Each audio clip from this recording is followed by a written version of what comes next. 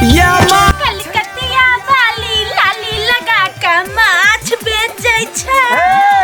कत्ता चले आते बहन छन के ऑडिशन दियाला। कथी के ऑडिशन दैले? तोरा ने बुझल हौ ए मैथिली फिल्म बन रहल है कलकतिया वाली, ओही के ऑडिशन दिया जाय छियै। आइ गे हीरोइन बनला जाय छी, हमरा लगे चलला।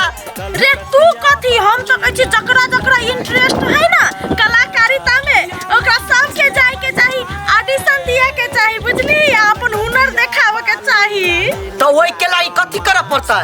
कथी करे पड़तै रे, ओतनो नहीं बुझल है। रामानंद चौक में 7 स्टार होटल है ना, ओइ में धमाधम ऑडिशन के फॉर्म भराए है, ओता जाके फॉर्म भरे पड़तै आ ऑडिशन में अपन हुनर देखा के कलाकार बने पड़तै। कते बजे ऑफिस खुले है? रे 10:30 बजे से लेकर 3 बजे तक फॉर्म भराए है ऑडिशन के, बुझली।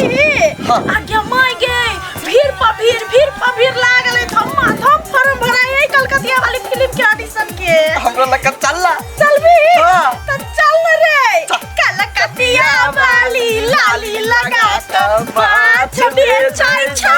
माछ बेचै छी बाजू कलकतिया वाली।